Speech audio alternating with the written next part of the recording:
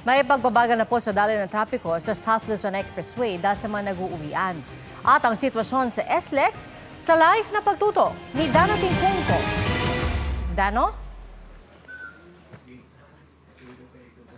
Pia, humigit kumulang 600,000 o kalahating mas marami sa arawang dami ng sasakyan ang inaasahang magsasama-sama ngayon sa SLEX kasabay ng uwian ng mga nag-undas sa probinsya. Pasado tanghali, ito ang tagpo sa bahagi ng Alabang hanggang Sukat northbound ng SLEX. Mabagal na pila ng mga sasakyang pauwi. Kinahapunan sa bahagi ng Calamba northbound, mabagal na ang usad ng mga sasakyan.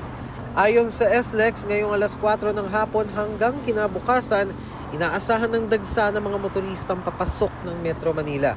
Marami pang sasakyan na nagpunta kagabi dito sa may area ng Sukat Road. Nandito kasi yung Loyola at Manila Memorial. Ang ginawa namin kagabi from Alabang Viaduct, nagpa-counterflow na kami para mabypass lang tong Sukat area. Malaking posibilidad daw ang magpa-counterflow lalo't marami ang inaasahang mag-uuwian mamaya. Pero bukod dito, ang isa ring inaasahan ang paghaba ng pila sa toll plaza dahil sa inaasahang pila sa cash lane at aberya dahil sa mga RFID na wala o kulang ang load.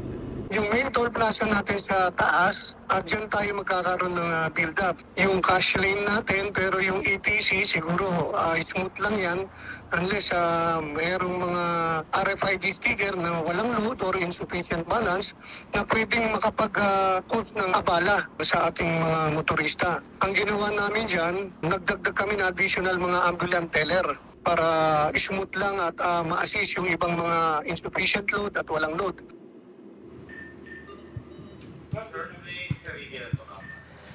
At Pia, update tayo para sa mga motoristang nasa pagitan ng Binyan hanggang Pasita northbound at yung mga nasa Alabang hanggang Sukat northbound. Magbaon po kayo ng pasensya kung meron pa kayo sa inyong sasakyan dahil mabigat ang daloy ng trapiko dyan ngayon. Pia?